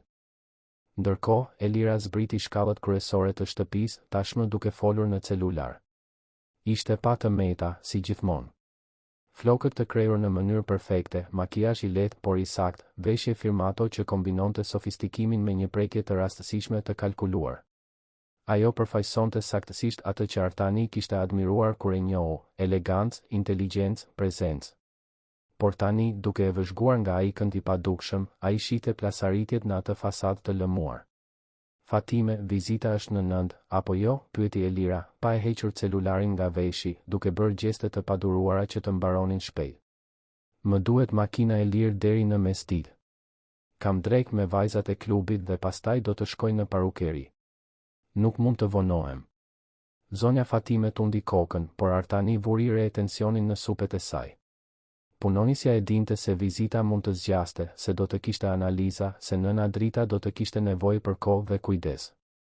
Por Elira tashmë kishte vendosur se 3 orë do të ishin të mjaftueshme, pavarësisht nevojave reale të moshuarës. Rruga deri në klinikën geriatrike zgjati 40 minuta. Zonja Fatime bisedonte me zë të ulët me nëna Dritën, duke i treguar histori të thjeshta për bimët e kopshtit, për macen e fqinjit që u shfaq në murdhje, për telenovelen që shihnin bashkë çdo natë. Momente të vogla normaliteti që mbanin rutinën e të moshuarës. Vizita, siç ishte parashikuar, zgjati. Mjeku kërkoi analiza të reja gjaku, rregulloi dozën e 2 ilaçeve dhe rekomandoi fizioterapi 2 herë në javë. Zonja Fatime shënoi gjithçka me vëmendje, bëri pyetje, sqaroi dyshime. Artani, i ulur në recepcion si një shofer që pret shefat e tij, vëzhgonte gjithçka përmes pasqyrave, këndeve diskrete, veshëve të vëmendshëm. Kur më në fund dolën, ishte kaluar ora 11:30. Celulari i Artanit, i ruajtur në xhep, dridhej 3 herë radhazi. Mesazhe nga Elira. Ai i lexoi shpejt. Ku jeni? Po pres. Më duhet makina tani. Kjo është e papranueshme. Zonja Fatime gjithashtu mori mesazhe. Fytyra e saj, normalisht e qetë, tregoi shqetësim. Zoti Genti, tha ajo me zë të ulët, zonja Elira po kërkon të kthehemi shpejt. Mund të ngasësh pak më shpejt? Artani tundi kokën, por e mbajti shpejtësim të sigurt. Nuk do ta vinte nënën e tij në rrezik për shkak të padurimit të askujt. 20 minuta më vonë, hyn në garazhin e shtëpisë. Elira i priste me krahët e kryqëzuar, taka e hollë duke goditur me padurim dyshemen e Cimentos. Pothuajse mesditë, tha ajo, zëri i ngarkuar me një irritim të përmbajtur. Ju thash se më duhej makina. U vonuat një përjetësi. Zonja Fatime u përpoq të shpjegonte për analizat, për udhëzimet mjekësore, por Elira tashmë ishte kthyer, duke ecur përsëri brenda shtëpisë. Silleni nëna dritën brenda. Unë duhet të dal pas 10 minutash. Artani e ndihmoi zonjën Fatime të rehatonte nënën e tij në karrocën me rrota që ndodhej pranë hyrjes. E moshuara ishte dukshëm e lodhur, fytyra e zbeth, frymëmarrja pak më e shkurtër. Fatimja, gjithmonë e vëmendshme, mori ilaçet që mjeku kishte përshkruar dhe e çoi nëna dritën direkt në dhomë, duke anashkaluar drekën që ajo të mund të pushonte. Elira doli 20 minuta më vonë, e parfumuar dhe e nxituar për të takuar shoqet. Nuk pyeti se si kishte shkuar vizita. Nuk pyeti nëse nëna drita ishte mirë. Nuk tregoi asnjë interes të sinqert. Thjesht hyri në makinë, rregulloi syzet e diellit dhe tha, në qendrën tregtare. Mund të shkosh nga Unaza, është më shpejt. Gjatë rrugës, ajo bëri telefonata të njëpasnjëshme, duke qeshur me zë të lartë, duke kombinuar takime, duke folur për një koleksion të ri çantash që sapo kishte ardhur në një butik ekskluziv. Artani, në timon, ishte thjesht pjesë e peizazhit. I padukshëm. I parëndësishëm. Një objekt që kryente një funksion. Kur e la në qendrën tregtare, ajo tha, ktheu pas 3 orësh. Do të vonohem. Artani u kthye në shtëpi dhe parkoi makinën në garazh. U ngjit në heshtje nga shkallët e shërbimit deri në kuzhinë, ku zonja Fatime po përgatiste një supë të lehtë për nëna dritën. Punonisja dukej e raskapitur, supet e rëna, duart punonin automatikisht. Jeni mirë, zonja Fatime, pyeti Artani, duke ruajtur maskimin. Ajo pshërtiu, duke përzier supën ngadalë. Jam, zoti Genti. Vetëm e shqetësuar për nëna dritën. Ajo po bëhet gjithnjë e më e brishtë. Ka nevojë për më shumë kujdes, e dini? Por ndonjëherë ndjej se jam vetëm në këtë. Artani ndjeu gjoksin t'i shtrëngoi. Nuk jeni vetëm. Unë e shoh sa shumë kujdeseni për të. Kjo nuk kalon pa u vënë re. Zonja Fatime e shikoi me mirënjohje të sinqertë, por shpejt u kthye në punë. Faleminderit, zoti Genti. Është mirë ta dëgjosh këtë. Ndonjëherë mendojmë se po çmendemi, se po e egzagjerojmë. Por betohem se bëj më të mirën time. E di që e bëni, u përgjigj Artani, dhe çdo fjalë ishte e vërtetë. Pjesa tjetër e pasdites kaloi me ritëm të ngadaltë. Nëna drita fjeti disa orë duke pushuar nga lodhja e akumuluar. Zonja Fatime organizoi ilaçet e reja, përditësoi agjendën mjekësore, përgatiti darkën. Artani qëndroi në garazh duke pastruar makinën, duke rregulluar detaje, duke u mbajtur i zënë ndërsa mendja e tij përpunonte gjithçka që kishte vëzhguar. Kur nata filloi të binte, ai mori Elirën nga qendra tregtare. Ajo vinte me disa çanta blerjesh e gjallëruar, duke folur në telefon se sa shumë i kishte pëlqyer dreka, se si shoqet po planifikonin një udhëtim në Bregdet muajin tjetër. Jeta e saj vazhdonte e lehtë, e shkujdesur, ndërsa brenda asaj shtëpie, nëna e tij luftonte kundër lodhjes dhe brishtësisë në rritje. Gjatë darkës, të cilën Artani e vëzhgoi diskretisht nga kuzhina ndërsa merrte pjatën e tij, Elira u ul në tryezë me nëna dritën. Ishte një nga ato momente që ajo i rezervonte për të ruajtur aparencat, veçanërisht sepse e dinte se zonja Fatime do të ishte aty pranë, e vëmendshme. Ajo i preu mishin në copa të vogla të moshuarës, i ofroi ujë me durim, e pyeti nëse ishte e shijshme. Por Artani vuri re ndryshimin. Gjestet ishin mekanike, të stisura. Buzëqeshja nuk arrinte në sy. Durimi ishte vetëm një performancë. Sapo nëna Drita mbaroi së ngrëni dhe zonja Fatime e çoi përsëri në dhomë, Elira pshertiu me zë të lartë, sikur të kishte kryer një detyrë të vështirë dhe e ktheu vëmendjen te celulari. Më vonë ishte kaluar ora 10 e mbrëmjes kur Artani më në fund u tërhoq në dhomën e pasme. I shtrirë në krevatin e thjesht, duke parë tavanin e plasaritur, ai reflektoi mbi gjithçka që kishte parë. 15 ditë vëzhgimi kishin konfirmuar frikën e tij më të keqe. Elira nuk ishte mizore në mënyrë eksplicite. Nuk bërtiste, nuk e sulmonte. Por indiferenca e saj ishte një formë e heshtur neglizhence. Padurimi i saj i vazhdueshëm, irritimi i saj i keqshëur, mungesa e saj e empatisë së sinqertë gëryenin çdo mundësi kujdesi të vërtetë. Dhe më e keqja, ajo ishte specialiste në ndërtimin e fasadave. Përballë vizitorëve, transformohej. Bëhej nusja e përkushtuar, e vëmendshme, e pranishme. Mjaftonte të shfaqej një mik, të telefononte një injohur dhe ajo e merrte rolin me përsosmëri teatrale. Por kur perdet mbylleshin, kur besonte se ishte e lirë nga gjykimet, maska binte. Artani e dinte se nuk mund të vazhdonte në atë lojë për shumë më gjallë. E vërteta ishte e qartë. Kristal. E dhimbshme. Zonja Fatime ishte i vetmi person në atë shtëpi që e donte dhe kujdesej sinqerisht për nënën e tij. Dhe Elira, gruaja me të cilën ai planifikonte të ndërtonte një jetë, e shihte nënën e tij si një peshë, një bezdi, një pengesë midis saj dhe jetës perfekte që imagjinonte të kishte. Të premten pasuese, dita zbardhi me një vap të pazakontë për Marsin. Ajri ishte i rëndë, i ngarkuar, sikur vetë qyteti të parandjente se diçka ishte gati të ndryshonte. Elira ishte zgjuar veçanërisht e gjallëruar. Ishte ditëlindja e një shoqeje të ngushtë dhe do të kishte një festë mbrëmjen në një restorant në modë. Ajo kaloi gjithë mëngjesin në parukeri, u kthye në shtëpi vetëm për të ndëruar rrobat dhe kërkoi që makina të ishte pa të meta dhe gati në 7 të mbrëmjes. Por nëna Drita, atë ditë, u zgjua e hutuar. Nuk ishte e pazakontë. Mjeku kishte paralajmëruar për episode çorientimi, veçanërisht në momente lodhjeje të akumuluar ose ndryshime të papritura të temperaturës. Ajo pyeste për njerëz që nuk ishin më të pranishëm, ngatëronte oraret, tregoi e shqetësuar pa arsye të dukshme. Zonja Fatime, me durim të pafund, e qetësonte.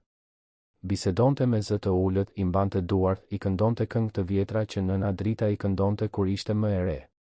Ngadalë, e moshuara qetësoi, kthehej në të tashmen, njihte ambientin përreth. Kur Elira zbriti shkallët në 7 saktësisht, tashmë e veshur për festë, gjeti nëna Dritën të ulur në dhomë, ende pak e shqetësuar. Fytyra e Elirës u mbyll menjëherë.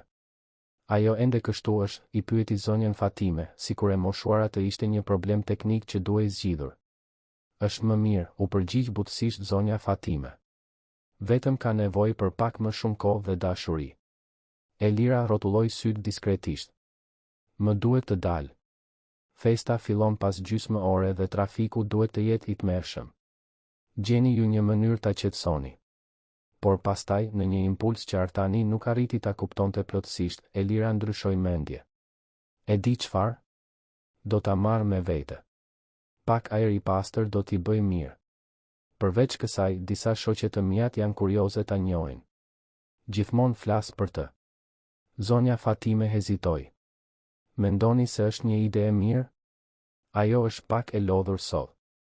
Do të jetë shpejt, e preu Elira, tashmë e vendosur. Vetëm do të përshëndes festuesen, do t'i jap dhuratën dhe kthehem. Më së shumti një orë. Përgatite, të lutem. Zonja Fatime nuk kishte zgjidhje. E ndihmoi nëna Dritën të vishte një pallto të lehtë, mori një çantë me ujë, shami dhe ilaçet e urgjencës. Artani solli makinën para shtëpisë dhe hapi derën e pasme, duke e ndihmuar nënën e tij të hynte me gjithë kujdesin që arriti të maskonte. Gjatë rrugës, Elira ishte në telefon, duke qeshur, duke bërë plane, plotësisht e pavetëdijshme për praninë e brishtë që zinte se diljen pranë saj. Nëna Drita shikonte nga dritarja, sytë duke u përpjekur të ndiqnin dritat që kalonin shumë shpejt, konfuzioni ende i pranishëm në fytyrën e saj. Kur arritën në restorant, lëvizja ishte intensive. Muzikë e lartë, njerëz elegant në hyrje, parkues që vraponin nga njëra anë në tjetrën. Elira zbriti shpejt, rregulloi fustanin, kontrolloi makijazhin në pasqyrën e celularit. Qëndro këtu me të, i tha zonjës Fatime. Kthehem pas 40 minutash më së shumti. Artani parkoi makinën në një cep më të qetë të parkingut dhe fiku motorin. Zonja Fatime hapi dritaren që të qarkullonte ajri dhe filloi të bisedonte me zë të ulët me nëna Dritën, duke u përpjekur ta shpërqendronte, ta mbante të qetë.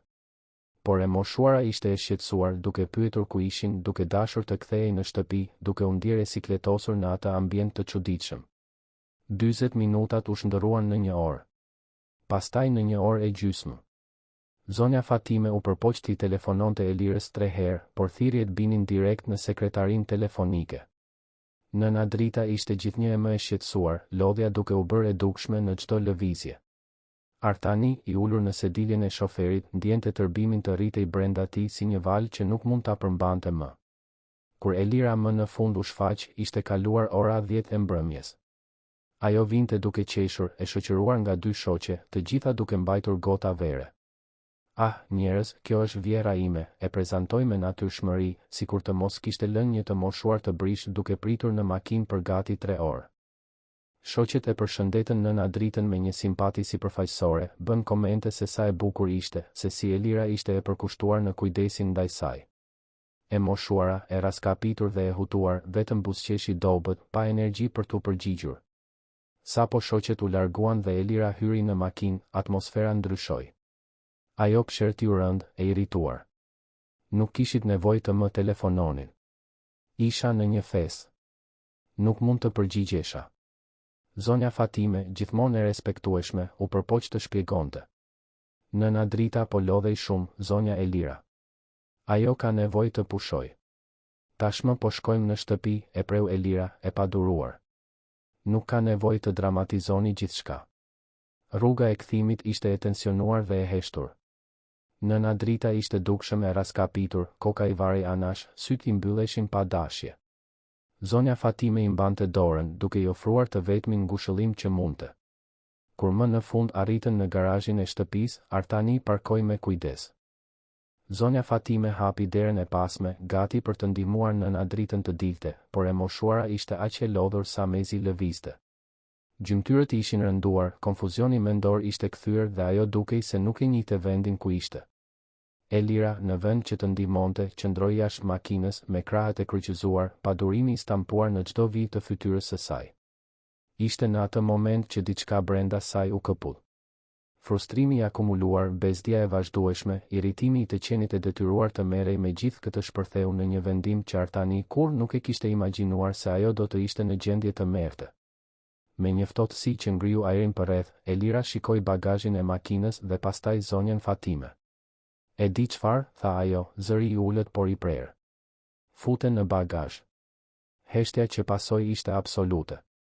Zonja Fatime ngriu, sytë të zgurdulluar, pa besuar atë që kishte dëgjuar. Si, zonja Elira? Elira ngriti supet, sikur të sugjeronte diçka krejtësisht të arsyeshme. Ajo nuk po del dot nga makina. Është e hutuar, e shqetësuar. Në bagazh është errësirë, qetësi.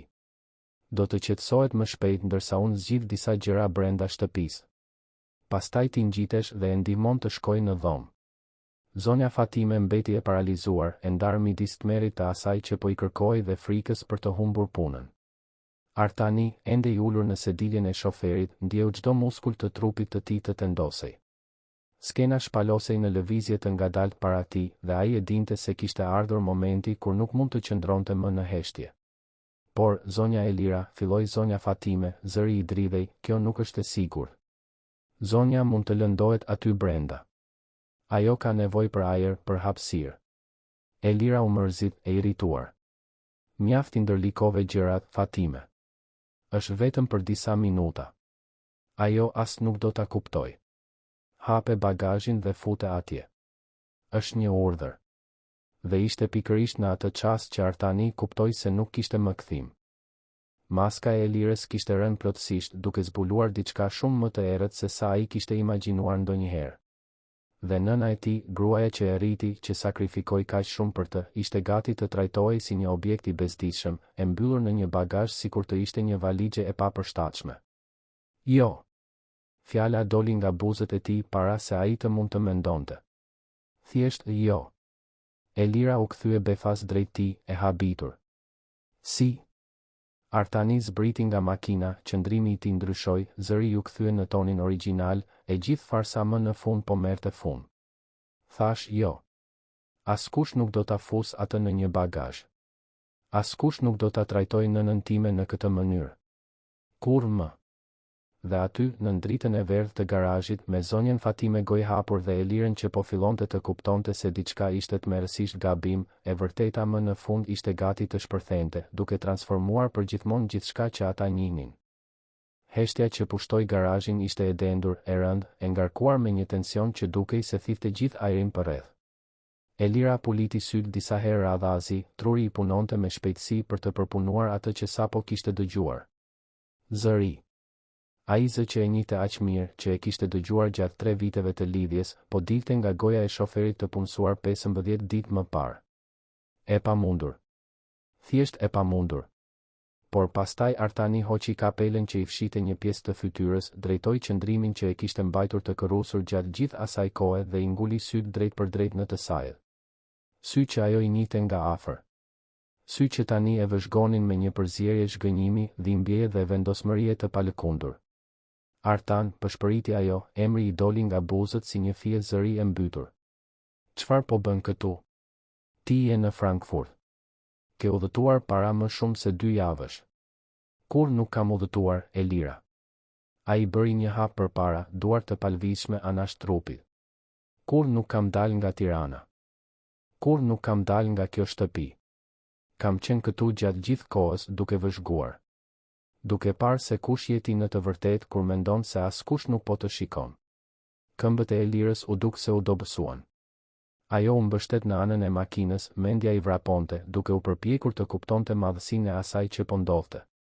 Zonja Fatime qëndronte e palvizur, e ndarë midis lehtësimit që nuk i duhej të kryente atë mizori dhe shokut të zbulimit se shoferi diskret dhe i sjellshëm ishte, në të vërtetë, shefi që ajo besonte se ishte në anën tjetër të botës. Brenda makinës, nëna Drita vazhdonte të ishte e hutuar, pa e kuptuar plotësisht skenën që po shpalosej, por duke ndjerë ndryshimin në ajër, elektricitetin që mbushte çdo centimetër të asaj hapësire. Po gënjen, u përpoq Elira, zëri ende i dridhur por duke kërkuar të rifitonte një farë kontrolli. Kjo nuk ka kuptim. Unë kam marrë mesazhet e tua. Më ke dërguar foto nga Frankfurti. I kam parë emailet e angazhimeve të tua. Gjithçka e automatizuar, u përgjigj Artani me një qetësi që binte ndesh me vorbullën e emocioneve brenda tij. Emaile të programuara. Mesazhe të planifikuara. Foto të vjetra që i kisha arkivuar nga udhëtimet e mëparshme. Nuk ishte e vështirë të krijohej iluzioni. E vështirë ishte të shija të vërtetën që ti ma ke fshehur për kaq gjallë. Elira ndjeu panikun të fillonte t'i ngjitej, duke i djegur fytin, duke i përshpejtuar zemrën. Çfarë të vërtetë, pothuajse bërtiti ajo, zëri i doli më i lartë se sa kishte ndërmend.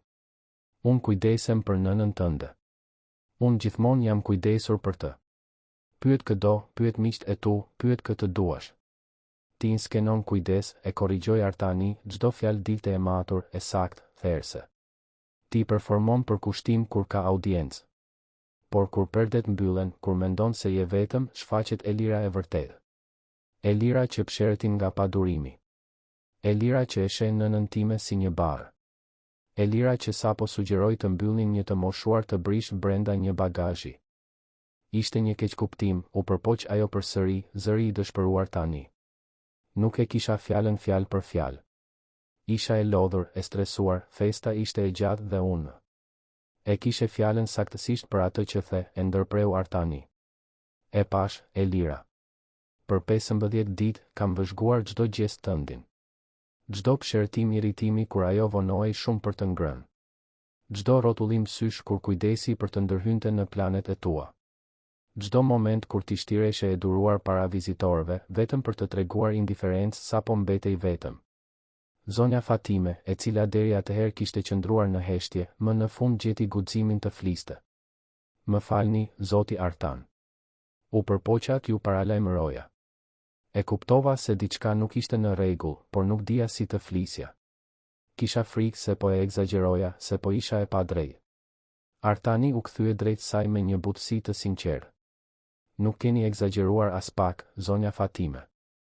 Ju ishit I vetmi person në këtë shtëpi që u kujdes vërtet për nënën time. E vetmja që tregoi dashuri të vërtet, durim real, për kushtim që vjen nga zemra dhe jo nga nevoja për të ruajtur aparencat. I pash të gjitha. Dhe jam pafundësisht mirënjohës. Lotët filluan të rridhnin nëpër fytyrën e zonjës Fatime. Ajo e kishte mbajtur atë peshë vetëm për kaq gjatë, e ndarë midis besnikërisë ndaj punës dhe mbrojtjes së dikujt që e donte sinqerisht. Tani, më në fund, dikush e kishte parë. Dikush e kishte dëshmuar të vërtetën. Elira, duke kuptuar se rrëfimi po I shpëtonte plotësisht nga kontrolli, provoi një strategji të fundit. Shiko, ndoshta nuk kam qenë perfekte. Ndoshta kam humbur durimin disa herë. Por kjo nuk do të thotë se nuk më intereson. Të kujdesesh për dikë është e vështirë, Artan. Është e lodhshme. Është raskapitëse. Nuk mund të më gjykosh për momente dobësie. Nuk të gjykoj për momente dobësie, Elira. Ai bëri një hap tjetër drejt saj, zëri I prerë por jo agresiv. Të gjykoj për një model të vazhdueshëm indiference. Për një ftohtësi që manifestohet sa herë që mendon se je e lirë nga gjykimi. Për sugjerimin që nëna ime, një grua 82 vjeçare, e hutuar dhe e pambrojtur, të mbyllej në një bagazh sikur të ishte një objekt I hedhur. Ishte vetëm një moment stresi, këmbënguli ajo, por bindja e kishte braktisur zërin e saj. Nuk ishte, u përgjigj Artani me qetësi. Ishte kulmi I javëve, muajve, ndoshta viteve të përbuzjes së maskuar. Dhe unë nuk do ta lejoj më që kjo të vazhdoj. Nga xhepi, ai nxori celularin dhe bëri një telefonat të shpejtë. Në më pak se 5 minuta, një makinë e zezë parkoi në hyrje të garazhit. Nga brenda saj, zbritën avokati personal I Artanit dhe shefi I sigurisë së zyrës së tij.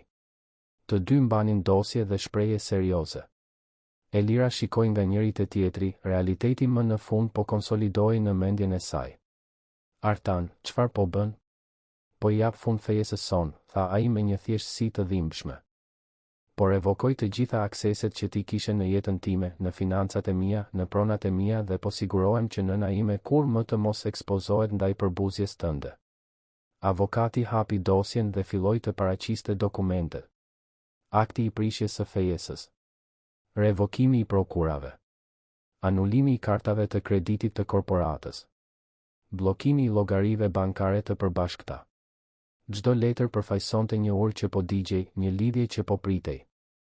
Nuk mund ta bësh këtë, tha Elira, por zëri I saj tingëllonte I dobët, pa forcë. Ne jemi bashkë prej 3 vitesh. Kemi plane. Kemi një jetë të ndërtuar. Kishim një iluzion të ndërtuar, e korrigjoi Artani. Unë të besova. Besova se ndanim vlera, se ti vërtet interesoheshe për njerëzit rreth nesh. Por gjithçka që të intereson është imazhi, performanca, ruajtja e aparencave, ndërsa karakteri yt I vërtet kalbet nën atë fasadë të lëmuar. Nuk është e drejtë, u përpoq ajo, lotët e parë filluan të binin. Të gjithë fshehin shtresa. Nuk mund të më dënosh që nuk jam perfekte gjatë gjithë kohës. Nuk të dënoj për papërsosmëri, Elira. Artani pshertiu dhe për herë të parë, një trishtim I thellë ngjyrosi zërin e tij. Të mbaj përgjegjëse për mizori të maskuar si kujdes. Për neglizhencë emocionale të maskuar si përkushtim. Dhe kryesisht për sugjerimin që të mbyllnin nënën time në një bagazh sikur të ishte një valixhe e bezdishme. Ky nuk ishte një moment dobësie. Ishte një zbulim I asaj se kush je ti në të vërtetë. Shefi I sigurisë u afrua diskretisht. Zoti Artan, kur të doni, ne e shoqërojmë zonjën të mbledh sendet e saj personale. Artani tundi kokën. Elira, ke 2 opsione. Mund t'i mbledhësh gjërat e tua sot me mbikëqyrjen e rojes, ose mund të kthehesh nesër me orar të caktuar. Por nuk do të flesh më nën këtë çati. Nuk do të kesh më akses të lirë në këtë shtëpi apo të nëna ime. Elira donte të argumentonte, donte të luftonte, donte të gjente një mënyrë për ta kthyer atë. por kur shikoi përreth, pa se nuk kishte aleatë. Zonja Fatime e vëzhgonte me një përzierje keqardhjeje dhe lehtësimi.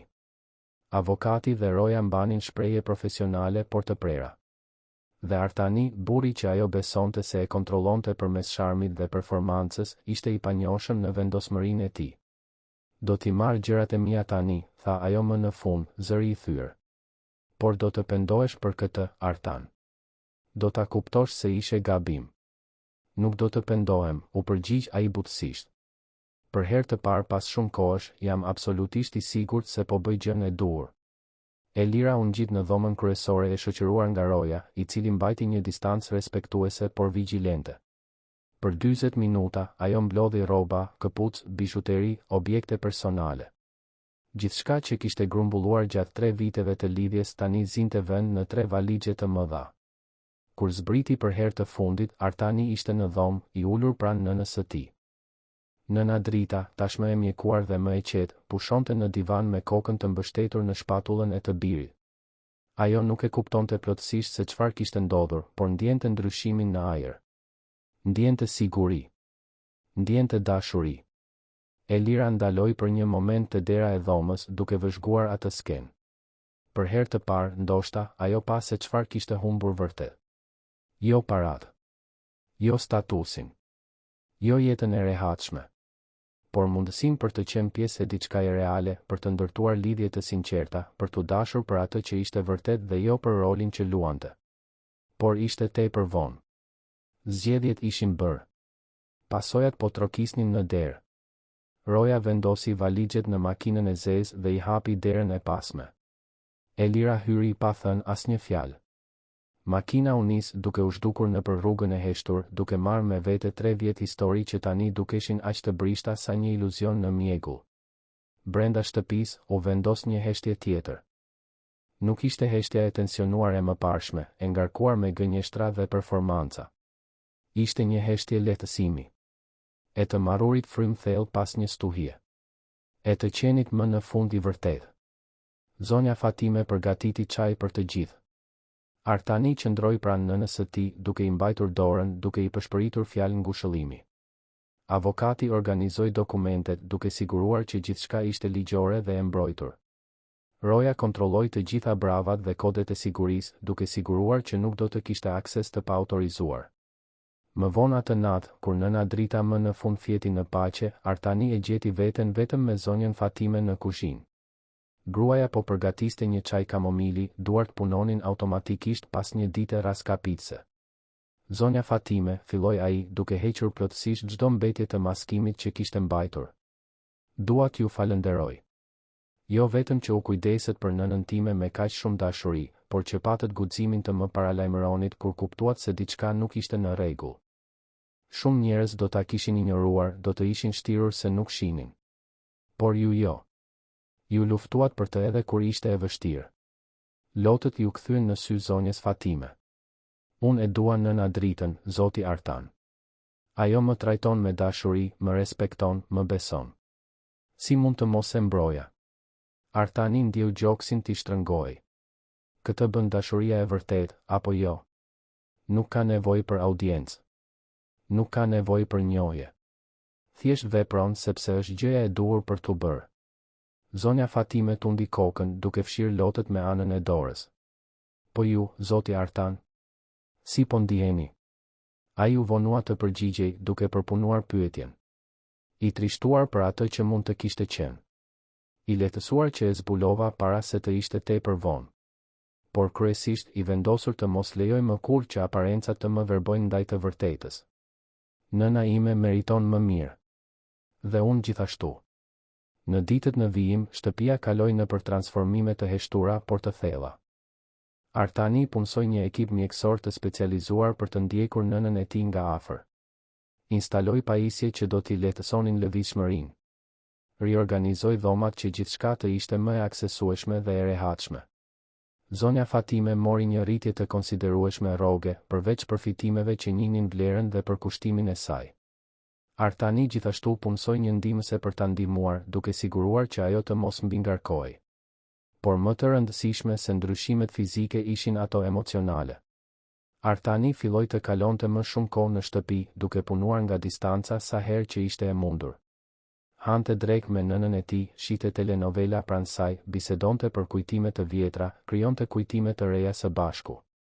Ai mësoi se prania nuk është vetëm të jesh në të njëjtën hapësirë. Është të jesh i vëmendshëm. Është të kuptosh nevojat e pathëna. Është të demonstrosh, përmes veprimeve të vazhdueshme, se ai person ka më shumë rëndësi se çdo angazhim, më shumë se çdo biznes, më shumë se çdo aparencë shoqërore. 3 javë pas përballjes në garazh, Artani ishte në kopsht me nënën e tij. Dita ishte me diell, me një fllak të lehtë që sillte aromën e luleve që zonja Fatime i kujdesej me aq shumë dashuri. Nëna Drita ishte ulur në një karrige të rehatshme, një batanie e lehtë mbi këmbë, sytë të mbyllur duke shijuar ngrohtësinë e diellit në fytyrë. Bir, tha ajo butësisht, zëri ende i brisht por i qartë. Dukesh më i lehtësuar. Më i pranishëm. Çfarë ka ndryshuar? Artani i mbajti dorën, duke ndier peshën delikate të atyre gishtave që dikur ishin të fortë dhe tani vareshin kaq shumë nga kujdesi. Mësova të shoh, mami. Mësova se suksesi nuk është vetëm të ndërtosh perandori biznesi. Është të kujdesesh për atë që na ka rritur. Është të vlerësosh atë që na do vërtet. Është të kesh guximin të pranosh kur gabojmë dhe forcën për të korrigjuar rrugën. Nëna Drita hapi sytë dhe e shikoi të birin me atë mençuri të heshtur që vetëm vitet mund ta sjellin. Ti gjithmonë ke qenë një djalë i mirë, Artan. Vetëm duhej ta kujtoje këtë. Dhe aty, në ndjellin e marsit, në një pasdite të qetë në Tiranë, Artani kuptoi diçka themelore. Besimi nuk është të pranosh gjithçka verbërisht. Është të vëzhgosh. Është të vësh në dyshim kur diçka nuk duket në rregull. Është të kesh guximin të kërkosh të vërtetën edhe kur ajo mund të dhëmë. Elira kishte qenë specialiste në ndërtimin e fasadave perfekte. Por fasadat, sado të bukura të jenë, përfundimisht plasariten në peshën e së vërtetës.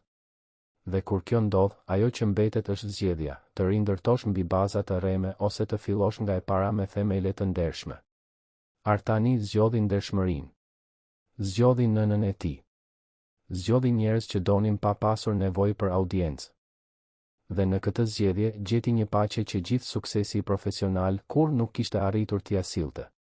Sepse në fund, kur të gjitha dritat fiken dhe perdet mbyllen, ajo që ka rëndësi nuk janë performancat që i ofrojmë botës. Janë veprimet që bëjmë në heshtje, kur besojmë se askush nuk po na sheh. Aty zbulohet karakteri ynë i vërtetë. Aty manifestohet dashuria e sinqertë. Dhe Artani kishte mësuar në mënyrën më të dhimbshme të mundshme se e vërteta gjithmonë del në dritë. Gjithmonë. Mund të duhen ditë, javë, muaj. Por përfundimisht maskat bien. Dhe kur bien, duhet të jemi të përgatitur të përballemi me atë që fshihej pas tyre. Sot, duke parë nënën e tij duke fjetur qetësisht në kopsht, duke parë zonjën Fatime duke përgatitur çajin e pasdites me një buzëqeshje të sinqertë në fytyrë, duke ndier paqen që më në fund kishte pushtuar atë shtëpi, Artani e dinte se kishte bërë zgjedhjen e duhur. Dhimbja e ndarjes ishte ende aty, një prani e vazhdueshme, por gjithnjë e më e butë. Por bashkë me të vinte diçka shumë më e fortë, siguria se të mbrosh ata që duam, edhe kur kushton shtrenjtë, është gjithmonë vendimi i duhur. Dhe ndërsa dielli filloi të perëndonte mbi Tiranë, duke pikturuar qiellin me nuanca portokalli dhe roz, Artani bëri një premtim të heshtur. Kur më nuk do të lejonte që aparencat ta verbonin. Kur më nuk do të besonte në performanca pa vëzhguar veprimet. Dhe kryesisht, kur më nuk do të lejonte që nëna e tij të trajtohej me më pak se dashuria, respekti dhe dinjiteti që meritonte. Sepse në fund, e vetmja gjë që ka vërtet rëndësi është se si trajtojmë njerëzit kur besojmë se askush nuk po na shikon. Aty zbulohet thelbi ynë i vërtetë. Dhe Artani, më në fund, kishte mësuar të shikonte përtej maskave, drejt e në zemrën e njerëzve. Dhe ky mësim, aq i dhimbshëm sa i nevojshëm, do të ndryshonte përgjithmonë mënyrën se si ai e shihte botën dhe njerëzit përreth tij. Fundi i historisë të dashur dëgjues, shpresojmë që historia e Artanit, Nëna Dritës dhe zbulimi për Elirën t'ju ketë prekur thellë në zemër. Nëse ky rrëfim zgjoi emocione, reflektime mbi familjen, të vërtetën dhe rëndësinë e mbrojtjes së atyre që duam, lini likeun tuaj tani. Abonoheni në kanal për të mos humbur asnjë histori si kjo dhe na tregoni në komente, a keni kaluar ndonjëherë një situatë ku ju është dashur të shihni përtej aparencave? Çfarë zgjoi kjo histori tek ju? Çdo ditë, ne sjellim rrëfime intensive dhe emocionuese që zbulojnë anën më të thellë të shpirtit njerëzor, konfliktet me të cilat përballemi dhe zgjedhjet që na transformojnë. Ju presim në episodin e ardhshëm me një tjetër histori që do t'ju prekë shpirtin. Deri atëherë.